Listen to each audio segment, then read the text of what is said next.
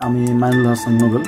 বিভিন্ন বিষয় কেন্দ্র করে আলোচনা সমালোচনায় থাকেন সঙ্গীত শিল্পী মাইনুল আহসান নোবেল। এবার নারী নির্যাতন মামলায় এই গায়ককে ঢাকার ডেমরা থেকে গ্রেপ্তার করেছে পুলিশ।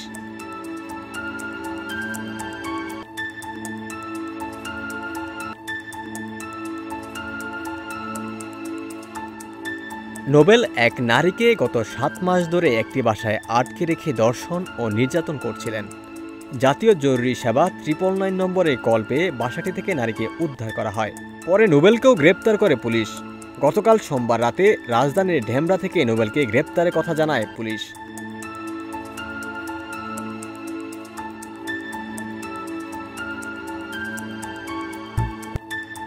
কণ্ঠশিল্পী মাইনুল আহসান নোবেলকে গ্রেপ্তারের বিষয়ে পুলিশের ডেমরা থানার ভারপ্রাপ্ত কর্মকর্তা মাহমুদুর রহমান বলেছেন, গত নভেম্বরে ইডেন কলেজের এক ছাত্রীকে গুলশান দেখা করার কথা বলে ডেকে নেন নোবেল।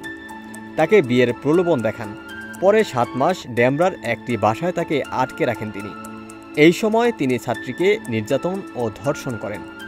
এ সময় ঘটনা নিজের মুঠোফোনে ধারণ করেন। ওই ভিডিও দিয়ে ছাত্রীকে তিনি ব্ল্যাকমেল করছিলেন।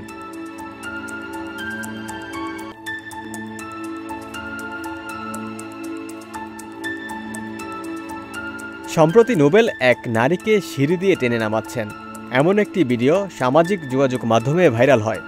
ভিডিওতে থাকা নারী ওই ভুক্তভোগী ছাত্রী। ভিডিওটি দেখে ছাত্রীর বাবা মা টাঙ্গাইল থেকে ঢাকায় এসে বিস্তারিত জানতে পারেন। পরে তারা জাতীয় জরুরি সেবা 999 নম্বরে ফোন করে ঘটনা জানান।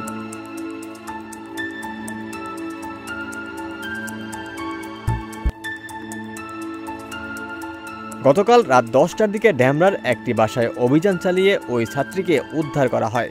তখন পুলিশের উপস্থিতি টের পেয়ে নোবেল পালিয়ে যান।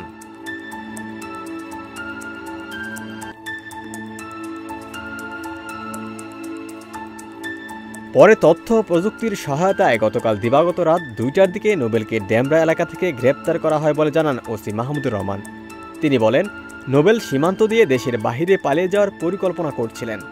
এজন্য তিনি একটি মাইক্রোবাস ভাড়া করছিলেন। তবে পালানোর আগেই তাকে গ্রেপ্তার করা হয়।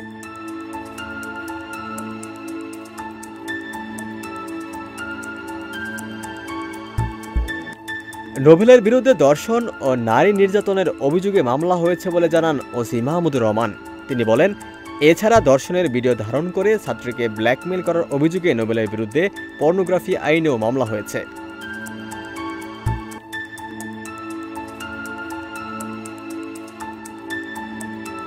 অন্যদিকে 2 বছর আগেও নোবেলকে গ্রেপ্তার করেছিল পুলিশ। সেবার প্রতারণার মামলায় তাকে গ্রেপ্তার করা হয়েছিল। একটা অনুষ্ঠানে যাওয়ার কথা বলে টাকা নিয়েছিলেন নোবেল, কিন্তু পরে তিনি সেই অনুষ্ঠানে যাননি। এই ঘটনায় 2023 সালে নোবেলের বিরুদ্ধে মামলা করা হয়। ওমর ফারুক, ঢাকা প্রকাশ।